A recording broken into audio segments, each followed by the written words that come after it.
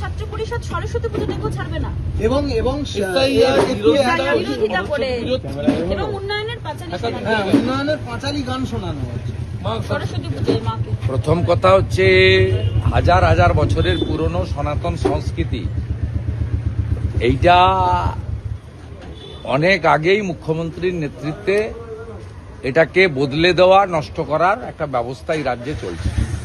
সেটা শুধু সরস্বতী পুজোর ক্ষেত্রে নয়, মা দুর্গার ক্ষেত্রেও দেখেছেন পিতৃপক্ষে হিজাব মাথায় দিয়ে উদ্বোধন করা এবং বিজয়া দশমীর তারিখ পরিবর্তন করা মহরমের মিছিলের জন্য, এবং কার্নিভ্যালের নামে আমরা মা দুর্গাকে প্রণাম করি। মা দুর্গা আগে থাকে, আমরা পিছনে ভক্তরা থাকি।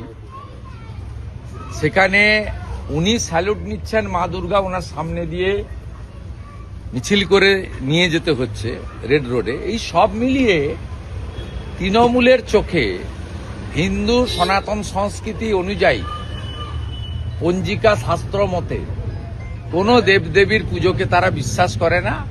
তারা মনে করে এটা একটা ফেস্টিভ্যাল, কালচারাল প্রোগ্রাম। এতে সুরাপান করা যেতে পারে, এতে পরকিয়া করা যেতে পারে, এতে যা খুশি করা যেতে পারে। এখানে ঠাকুরের যে হিন্দু সংস্কৃতির যে নিয়ম, ঘটোত্তোলন থেকে বিসর্জন, এটা বদলে দিতে চায়। আর আমরা সবাই মিলে ভারতীয় সংস্কৃতি, বাঙালি সংস্কৃতি তথা হিন্দু সংস্কৃতিকে রক্ষা করার জন্যই লড়ছি। আমরা বলছি পিতৃপক্ষে পিতামাতা গত হলে গয়াতে গিয়ে পিণ্ডদান করতে হয়, কিন্তু পুজো উদ্বোধন করা যায় না। আমরা বলছি যে মহালয়ায় দেবীপক্ষের সূচনা হয়, মহাষষ্ঠীর দিন বোধন হয়, সপ্তমীতে কলাবউ স্নান করে, অষ্টমীতে পুষ্পাঞ্জলি হয়, নবমীতে আরতি হয় এবং দশমীতে সিঁদুর খেলা, নিরঞ্জন হয়। এইটা বদলে দিতে চায় তৃণমূল। তাই সরস্বতী পুজোর ক্ষেত্রেও একই, সেখানে রাজনীতিকরণ এবং তথাকথিত সেকুলারিজমের নামে, যেখানে বাংলাদেশে অসুরের দাঁড়ি রেখেছিল বলে একাধিক পুজো কমিটির লোকেদেরকে জেলে পাঠানো হয়েছে, 320টা এফআইআর হয়েছে, 400-র মতো জায়গায় ওখানকার পুলিশ গিয়ে অসুরের দাঁড়ি ছিঁড়েছে। ঠিক একই হাওয়া এখানে লাগছে। তাই গত দুর্গাপূজার ফরাক্কার মহেশপুরে নির্ঘণ্ট টাঙানো হয়েছিল যে এই সময় আজান হবে, এই সময় ঘণ্টার ধ্বনি হবে না, মন্ত্রোচ্চারণ হবে না, কাঁসর বাজবে না, ঘণ্টা বাজবে না, শঙ্খবাদন হবে না। এ তো হাওয়া ঢুকেছে। যাহা মোল্লা ইউনুস তাহাই খালা মমতা। কাজে লাগবে।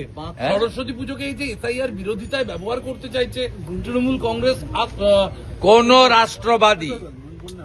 কোন রাষ্ট্রবাদী তারা আগামী নির্বাচনে তৃণমূল কংগ্রেসকে ভোট দেবে না। তারা কেউ চায় না পশ্চিমবঙ্গটা বাংলাদেশ হয়ে যাক। তারা কেউ চায় না এই 550 কিলোমিটার বর্ডার খোলা থাক। তারা কেউ চায় না চাকরি চুরি হোক। যারা কেউ চায় না অভয়ার মতো মা বোন দিদি এইভাবে গ্যাং রেপ, ধর্ষিতা হয়ে খুন হন। তারা কেউ চায় না তামান্নার মতো ছোট্ট বাচ্চা মেয়ে খেলা হবে আনন্দে, বোমাতে নৃশংস মৃত্যু হোক। তারা কেউ চায় না যে ভাতা নির্ভর বাংলা হোক। তারা চায় টাটা ফিরুক। তারা চায় শিল্পায়ন হোক, নারী সুরক্ষা হোক, বেকাররা চাকরি পাক, পশ্চিমবঙ্গ আবার বিধানচন্দ্র রায়ের সময়ের মতো নতুনভাবে উন্নয়নের ফলে ফুলে পল্লবিত সুশোভিত হোক। শুধু একটাই কাজ করতে হবে, মুক্ত করো ভয়, আপন মাঝে শক্তি ধরো, নিজেরে করো জয়। যদি ভয় কাটিয়ে দিতে পারেন তাহলে তৃণমূল কংগ্রেস কোথাও জিতবে না।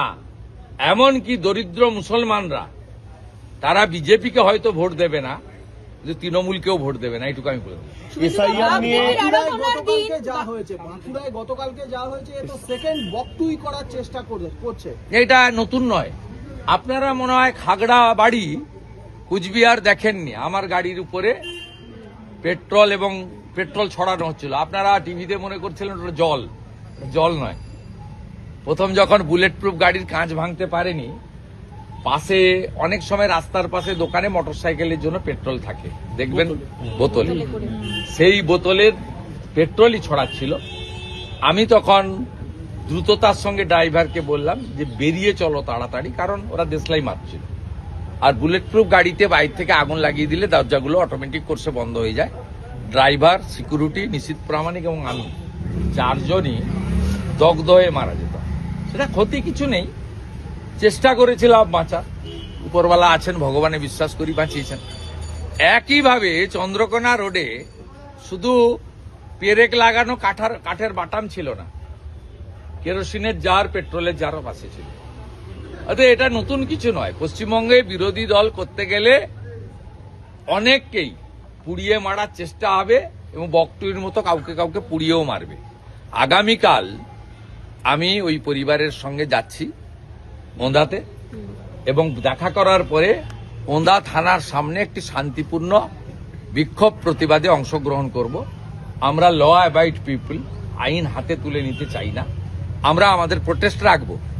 নরেন্দ্র মোদীজি বলে গেছেন যে বিহারের জঙ্গল রাজ খতম হয়ে গেছে, পশ্চিমবাংলায় মহাজঙ্গল রাজ জনগণকে খতম করতে হবে। অতএব গণতন্ত্রে মানুষই শেষ কথা বলে। মানুষ যদি এগিয়ে আসেন, শুধু একটা কথাই বলবো, হিন্দুরা ভোটের দিনটা হলিডে হিসেবে পালন করবেন না, বাড়ি থেকে বেরিয়ে আসবেন, ভোটটা দেবেন। মহারাষ্ট্রে 5% বেশি ভোট পড়েছিল, বিপ্লব হয়ে গেছে। দিল্লিতে 10% বেশি ভোট পড়েছিল, বিপ্লব হয়ে গেছে। এখন থেকে এপ্রিল মাস লিখে রাখুন, যত বিদেশে পড়াশোনার জন্য আছেন, কর্মসূত্রে আছেন, এখানকার ভোটার ফিরে আসুন। যত অন্য রাজ্যে আছেন ফিরে আসুন, একটু অর্থ খরচ হোক, কিন্তু বাংলাটা বাঁচুক, দেশটা শক্তিশালী হোক। দেশ শক্তিশালী না হলে ইউক্রেনের যেমন এক রাত্রে 70 লক্ষ লোক পোল্যান্ডে পালিয়েছিল রাশিয়া আক্রমণ করার পরে, আগামী দিনে পাহেলগাম দেখার পরে আপনারা যদি এই নির্বাচনে পশ্চিমবঙ্গে একটি রাষ্ট্রবাদী দেশপ্রেমিক সরকার সমর্থন করার জন্য ভোট কেন্দ্রে না যান, ভোট কেন্দ্রে গেলে কি করবেন আমরা জানি, তাহলে পশ্চিমবঙ্গের অবস্থাও আগামী দিনে তাই হবে। গ্রেটার বাংলাদেশ হবে, জামাতিদের হাতে পশ্চিমবঙ্গ চলে যাবে। এবং এটা বাঙালি সংস্কৃতি নয়, এটা হিন্দু মুসলমান নয়। ওরা বলে বাঙালি বাঙালি বাঙালি, কিন্তু ওরাই আবার পাঠ্যপুস্তকে লেখে আকাশের নাম আসমান, জলের নাম পানি, বাবার নাম আব্বা, মায়ের নাম আম্মা, চাচিন কাকির নাম খালা, দিদির নাম বুবু, আপা। কলকাতায় দেখা গিয়েছিল যে বেশ কিছু ওয়ার্ডে বিজেপি লিড ছিল। সেই জন্য চারিদিকে অশান্তি হচ্ছে। ইজাহার, ফরাক্কা, যে যে এলাকায় ঘটছে। আমি একটা পোস্ট করছি, 3টে ভিডিও আছে, দেখে নেবেন। গতকাল 3টে চিত্র আমি দিয়ে পোস্ট করছি, ভিডিও একটু পরেই দেখে নেবেন। কালকে একটা মহিলা বিএলআরওকে মেরেছে, আপনি ফলো করুন, আমি পোস্ট করছি। শুভেন্দুদা ভবানীপুরে দেখা গিয়েছিল হাই রাইজ বিল্ডিং গুলো, বা কলকাতায় অনেক জায়গায় বিজেপির লিড ছিল, কিন্তু হাই রাইজ বিল্ডিং গুলো 70 নম্বর সহ বেশ কিছু ওয়ার্ডে মানুষকে বেরোতেই দেওয়া হয়নি। এইবার এই জায়গায় দাঁড়িয়ে কলকাতার মানুষকে, যারা high rise building, election commission তো চেষ্টা করছেন, আরিজ আফতাবের মতো তো স্থাবক সিও নেই, এখানকার সিও এবং ইসিআই তারা চেষ্টা করছেন। এবারে যতক্ষণ না আচায় বিশ্বাস নেই, বিগত দিনের অভিজ্ঞতা আমাদের ভালো না। ইলেকশন কমিশন অনেক কিছু বলছেন, আমরা কিন্তু আপনার দিকে তাকিয়ে আছি। আমার কি ত্রুটি আছে? না, একদম না, তাকাচ্ছি। অপোজিশন লিডারে কোনো ত্রুটি আছে? একেবারে আমি ধরো ধরো মানে তৃণমূলের নিন্দায় কান পাততে পারছি না মহারাজ। নাগপুরের ভোটার আপনি? আমি নাগপুরে থাকি, আমি এসছি এখন বেড়াতে। ভালো তো থাকবেন। হ্যাঁ, তো জয় সেই জন্য শিবাজি, জয় খুব ভবানী। ভালো। শিবাজি, জয় ভবানী। আপনার সঙ্গে একটা ছবি তুলতে পারি? আসুন। আমাদের দুটো দিদি জিতেছে, পুনেতে একজন দিদি জিতেছে, হ্যাঁ, বাঙালি মহিলা, আর মুম্বাইয়ের কাছে আরেকটা কর্পোরেশনে আমাদের এক দুটো দিদি ছুটেছে বাঙালি। এটা কিন্তু আমাদের নিজস্ব টেস্টিমনি, এটা নিয়ে কোনো যে ছবি ব্যাপারই তুলছে, না। আপনার ছবি তুলছে তুই কে? তো এই যে এই যে আমাকে দিন না, এইদিকে তাকান। তাকান। বলছি আমি ওখানেও আছি। এই তুই ঢাকা আসুন। তুলনাটা অনেক আপনি বেশি। পুষ্পাঞ্জলি দিন, স্বপনদা বৌদিও আছে, ভোগ খাবে। আচ্ছা, ঠিক আছে, চলো, চলো, চলো। ও, একে। ওই যে চলো, চলো, চলো, চলো, চলো।